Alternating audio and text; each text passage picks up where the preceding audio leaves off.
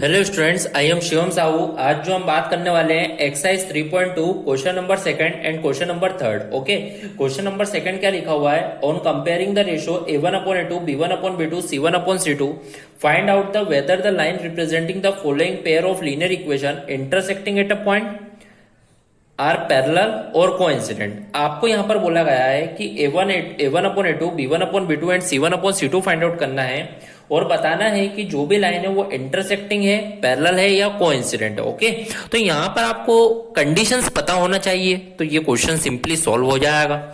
आपने इस क्वेश्चन को देखते से देखा, this is our first equation और ये जो है अपनी कौन सी इक्वेशन है? Second equation. ओके, तो यहां पर आप देखिएगा, here our first equation is this and second equation is this, so we have to find the value of a1 b1 c1 from equation number 1 and from equation number 2 we have to find the value of a2 b2 c2।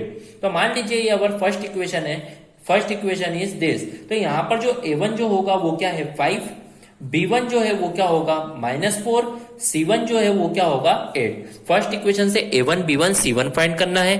फिर आप देखेंगे second equation से a2 b2 c2 find करना है। तो a2 जो होगा वो क्या होगा? 7, b2 जो होगा वो क्या होगा? 6 और c2 जो होगा वो क्या होगा? -9। तो इस तरीके से आपने a1 b1 c1 a2 b2 c2 दोनों इक्वेशन से फाइंड आउट करना होगा।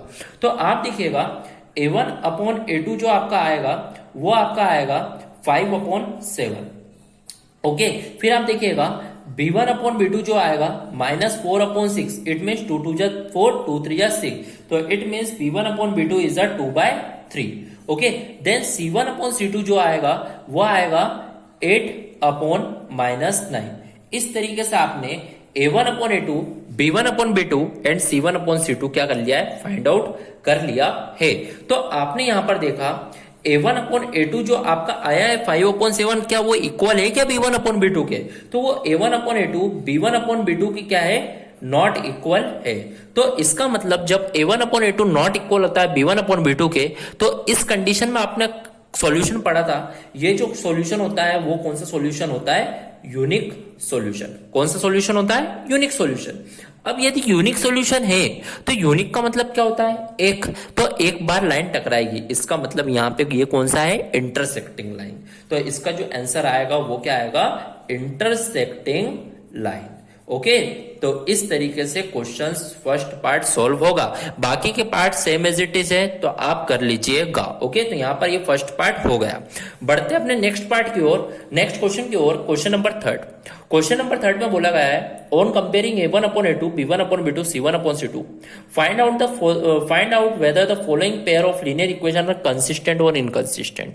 आपको कंसिस्टेंट और इनकंसिस्टेंट बताना है यहां पर। तो यहां पर ध्यान से समझिएगा, देखिए जिसे भी ये parallel, inconsistent, consistent, coincident, parallel, intersect में डाउट हो तो वो इंट्रोडक्शन वाला पार्ट जरूर देख लीजिएगा। ओके, तो यहां पर मैंने देखा, यहां पर a1/a2 b1/b2 c1/c2 निकालना है इस क्वेश्चन में और बताना है कि ये कंसिस्टेंट है या इनकंसिस्टेंट है।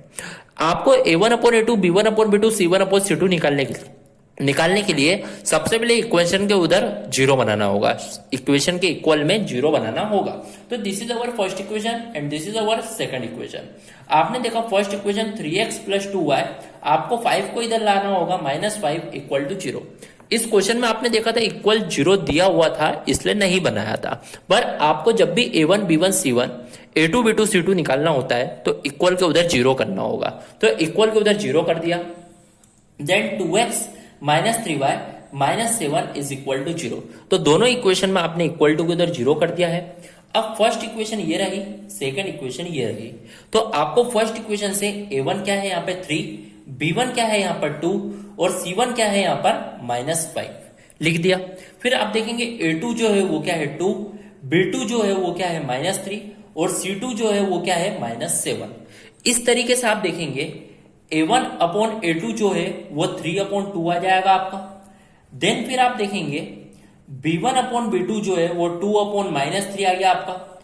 देन फिर आपने देखा c1/c2 जो रहेगा -5/-7। ओके, तो इस तरीके से आपने a1/a2 b1/b2 c1/c2 क्या कर लिया? फाइंड आउट कर लिया। तो आपने देखा कि आपका a1/a2 इक्वल आया क्या b1/b2 के? तो इसका मतलब a1/a2 इज नॉट इक्वल आया b1/b2 के। तो जब A1 upon A2 not equal होता है B1 अपॉन B2 के, तो उस कंडीशन में इसको क्या बोलते हैं, यूनिक सॉल्यूशन।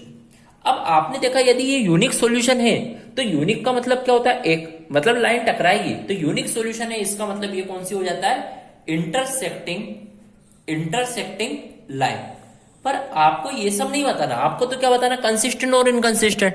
कंसिस्टेंट मतलब क्या होता है, जहां पर लाइन टकराती है। तो आपने देखा आपका आंसर यूनिक सॉल्यूशन है, इंटरसेक्टिंग लाइन है, इसका मतलब ये क्या होगा, कंसिस्टेंट।